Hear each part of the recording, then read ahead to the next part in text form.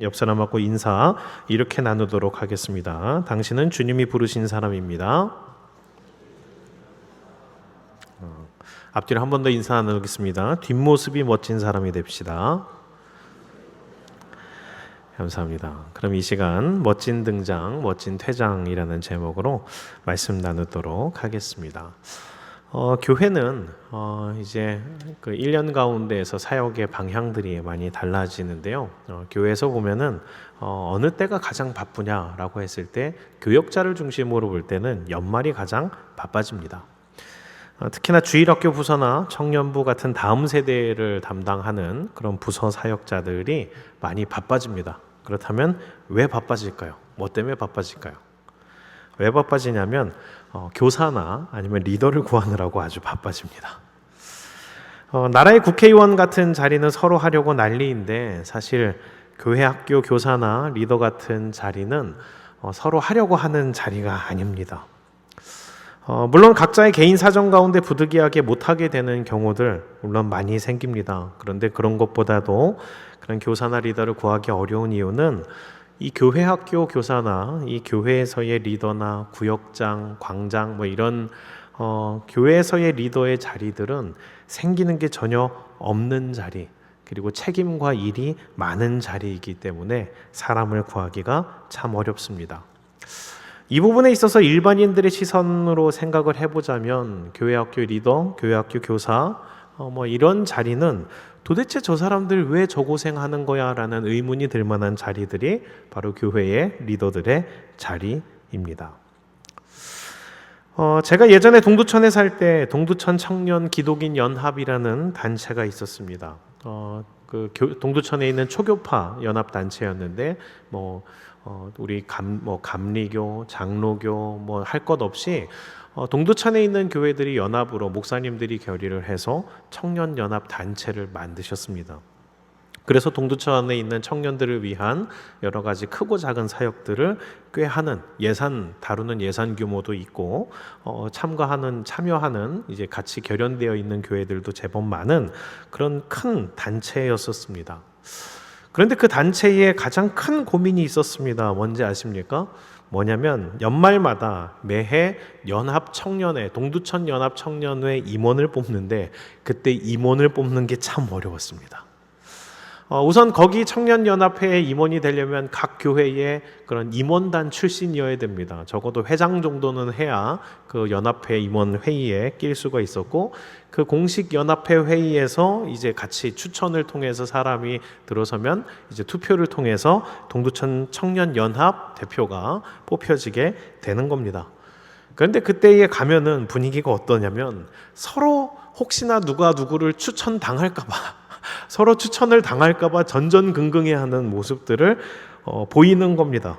왜냐하면 각 교회 대표 회장 되는 것도 참 싫은데 연합회 회장이 되는 건 더 싫어서 서로 혹시라도 자기를 추천할까봐 눈치를 주며 서로 자기를 추천하지 말아달라는 그런 분위기가 연출되었었습니다. 그런데 그런 자리인 줄도 모르고 2004년에 제가 멋모르고 교회 동두천 사동교회 회장이었기 때문에 대표로 참석을 한 겁니다. 그런데 분위기가 다 그 모양인 겁니다. 서로 간에 추천하지 말아라. 나이도 지긋이 있는 30대 형들, 누나들도 다 그런 모습을 보이니까 제가 그걸 보면서 이렇게 했습니다. 절 추천해 주십시오. 제가 하겠습니다. 라는 젊은 패기로 나갔다가 동두천 연합 회장이 되었습니다. 헌신을 각오했으니까 1년 열심히 군말 없이 했습니다. 그런데 다음 해가 됐을 때 깨달았습니다. 내가 괜히 했구나. 괜히 나섰구나. 왜냐하면 그렇게 연합회장이 되고 난 뒤에 그 뒤를 이어서 그 다음 해부터 회장을 하겠다는 사람이 전혀 안 나오는 겁니다. 심지어 이제 다음에 담당하기로 되는 좀 그런 룰들이 있잖아요. 이번에 어느 교회에서 했으니까 다음엔 좀 큰 교회 회장이 해야 된다. 약간 이런 식의 암묵적인 룰들이 있었는데 그 교회 인물들이 일부러 연합회의에 불참을 하는 겁니다. 그리고 또 다른 교회 연합 회장들이 일부러 박수를 치면서 임진규 회장이 너무 잘했으니까 1년 더 하는 거 어떻습니까? 이런 식으로 분위기를 만들어 나가는 겁니다. 그래서 어쩌다 보니 3년 동안 2004년부터 2007년까지 동두천 연합회장을 혼자서 3년 연임을 하게 되었었습니다. 아무리 생각해도 좀 너무합니다. 솔직히 3년을 맡긴 건 좀 선 넘지 않았습니까? 그래도 교회 연합인데 더 나이도 있고 연륜도 많은 형들 누나들 많았는데 그렇게 20대 중반 중후반에 이른 임진규가 계속 동두천 청년연합의 회장을 했었습니다. 그런 일을 겪으면서 누군가를 원망하거나 미워할 수 있는데 그러진 않았습니다. 왜냐하면 사람이 원래 그렇다는 것을 알고 있기 때문입니다. 어떤 일을 감당하는 데 있어서 그 자리가 특별히 명예롭거나 이득이 생기거나 재미있거나 하는 일이 아닌 이상, 오히려 고생만 뻔히 할 게 보이는 이상 대다수의 사람들은 그 일을 피하려고 합니다. 하고 싶어 하지 않습니다. 핑계를 대거나 일을 만들어서 빠져나갑니다. 이것은 일반 사람들도 그렇고 교회 다니는 사람들도 그렇습니다. 이건 아주 평범하고 일반적인 반응입니다. 그런데 신기한 게 그러한 일반적인 반응을 하지 않는 사람들이 있다는 겁니다. 남들이 싫어하는 자리, 피하고 싶어하는 자리를 기어코 가는 사람들이 있다는 겁니다. 아무 이득도 생기지 않는 자리, 책임감만 막중한 자리인데 그 자리를 감당하려는 사람들이 종종 나타납니다.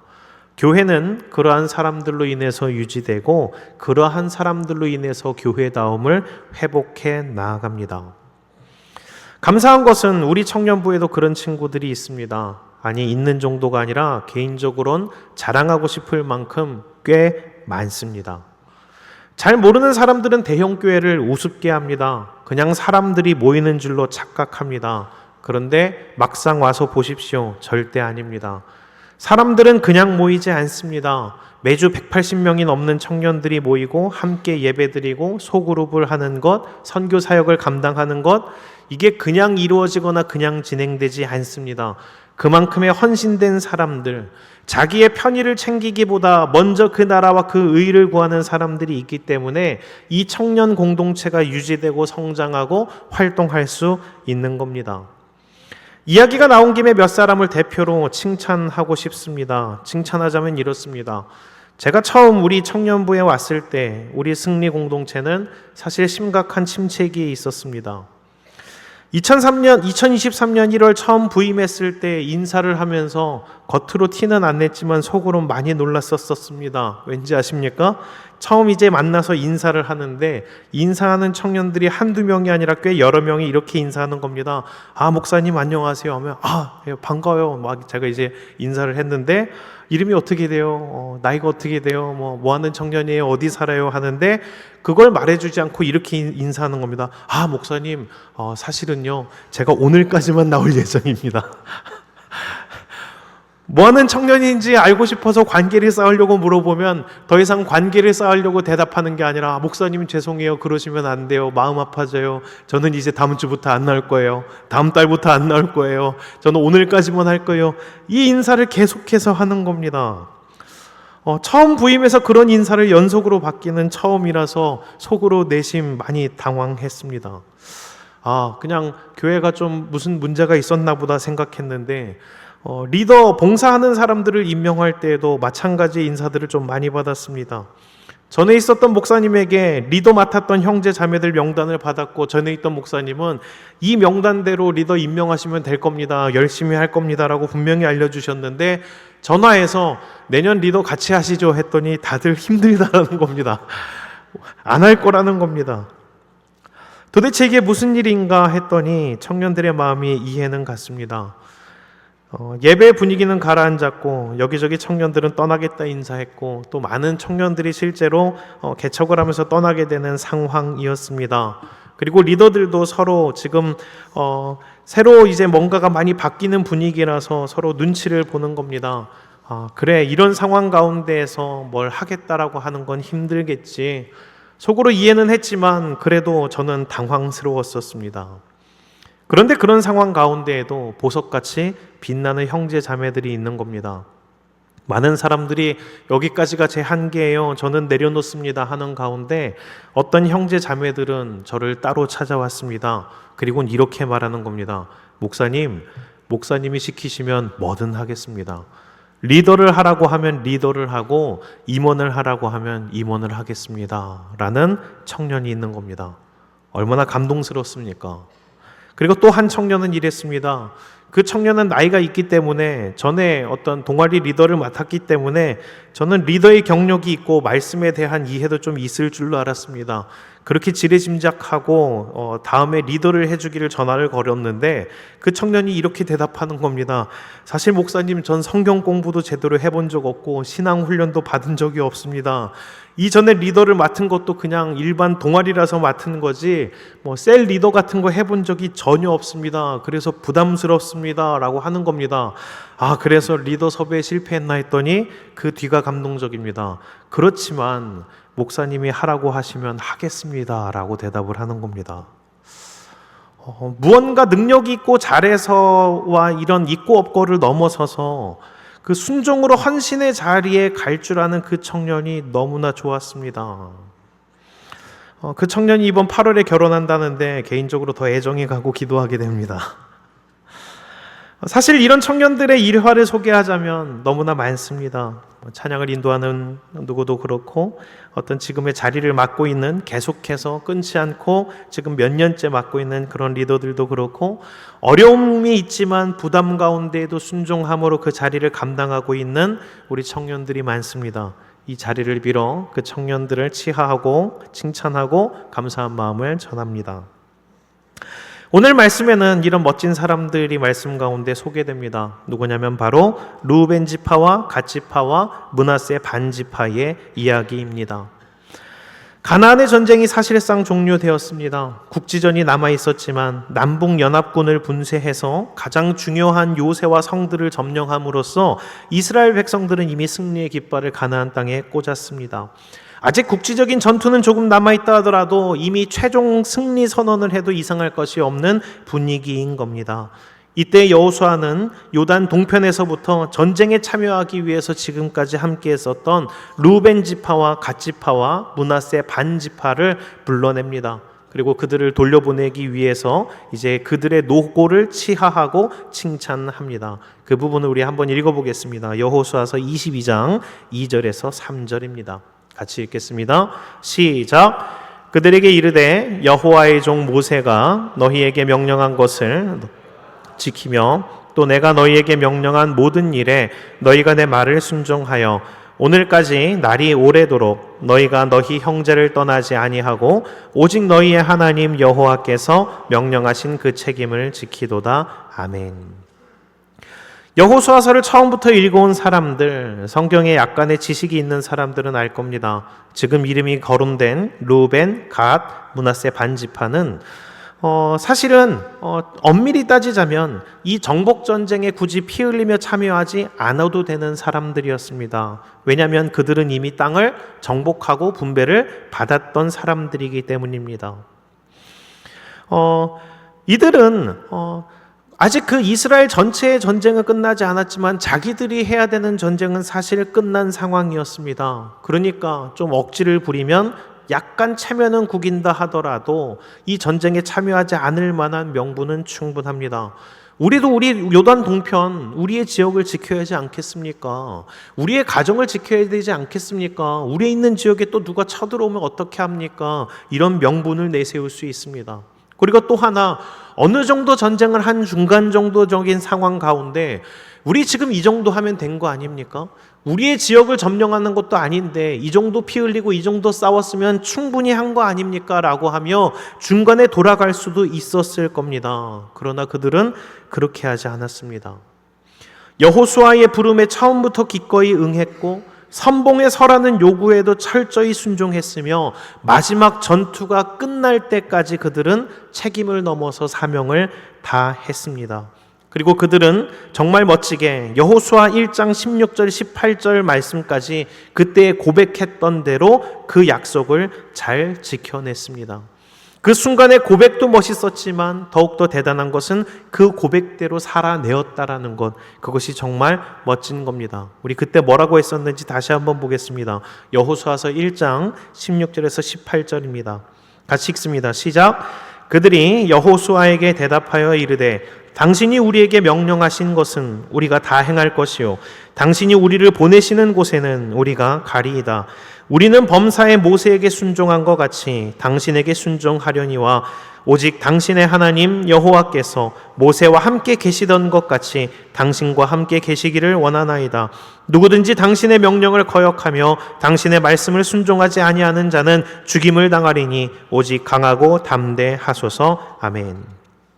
그들은 그렇게 여호수아에게 자원하여 순종하였고 그들이 말했던 대로의 사명을 완수했고 이제는 그 일을 마치고 자신들의 자리로 돌아갑니다. 이것이 얼마나 멋집니까? 자신의 임무를 잘 수행해내고 마무리한 다음에 돌아가는 모습. 그런데 여기서 전 그들이 조용히 가는 그 뒷모습 속에서 한 번 더 은혜를 받습니다. 사람이 득이 생기지 않는 곳에 자원해서 일하러 가는 거, 이게 쉽지 않다라고 했는데 사실 이것보다 더 힘든 게 또 하나 있습니다. 뭔지 아십니까?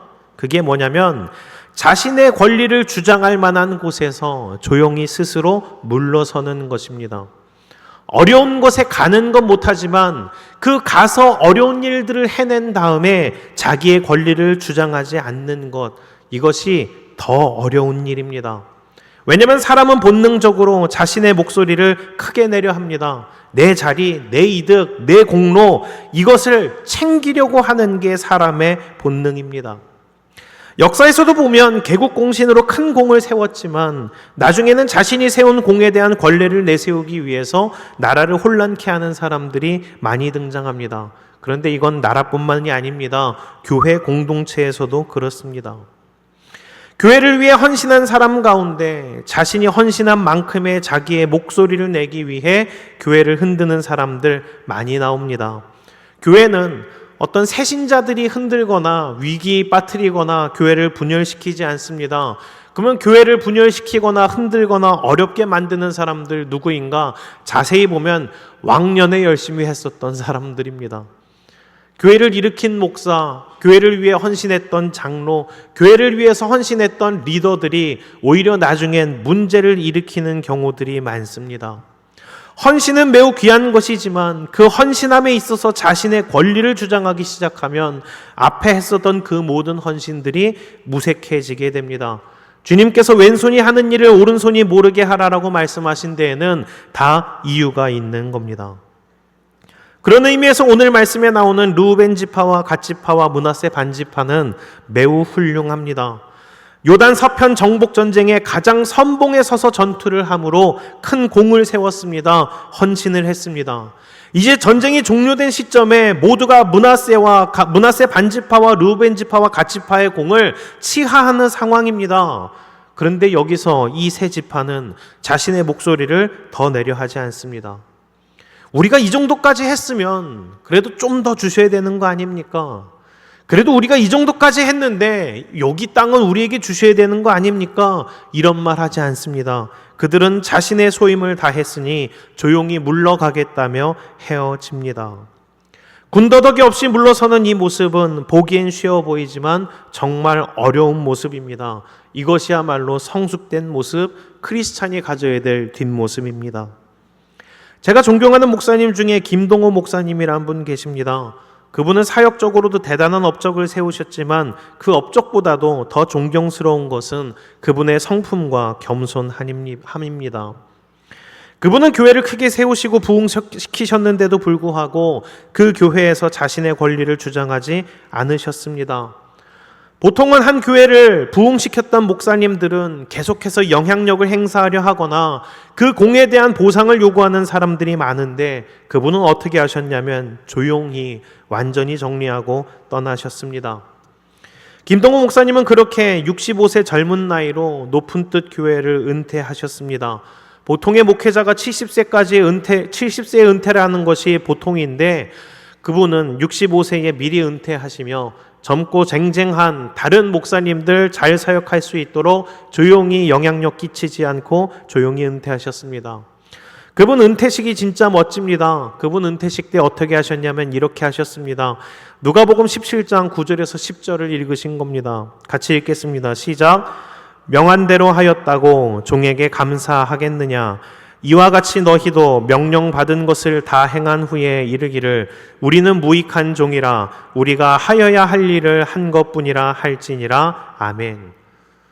김동호 목사님이 이 말씀을 읽고 이렇게 얘기했습니다. 여러분 감사했습니다. 무익한 종은 물러갑니다.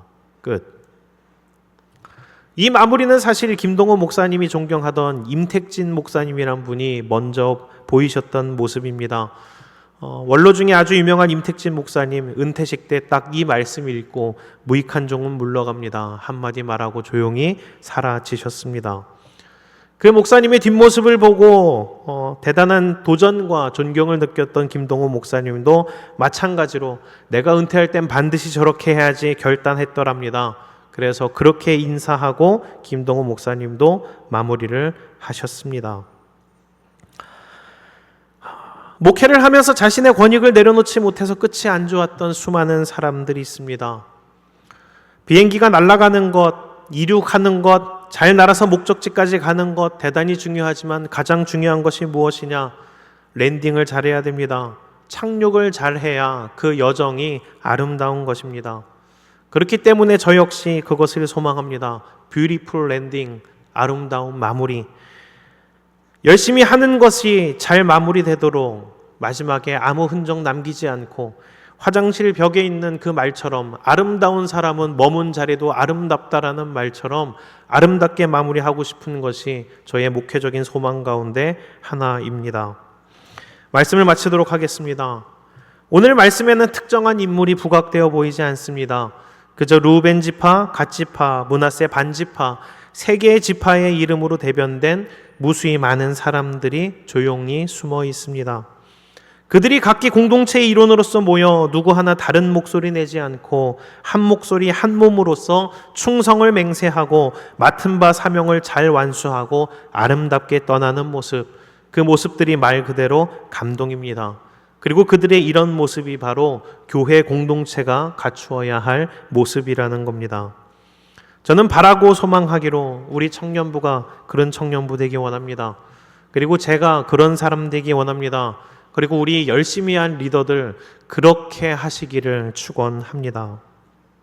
사람들이 꺼려하는 일일지라도 하나님이 기뻐하신다면 자원해서 나가는 사람, 그리고 그렇게 헌신해서 일을 마지막까지 잘 마쳤다 하더라도 내 것을 내세우지 않고 내 공로를 내세우지 않고 겸손히 물러나는 사람, 마치 예수님처럼 루벤 지파, 갓 지파, 므낫세 반 지파처럼 겸손으로서 순종의 길을 가는 우리 모두가 되기를 주님의 이름으로 축원합니다.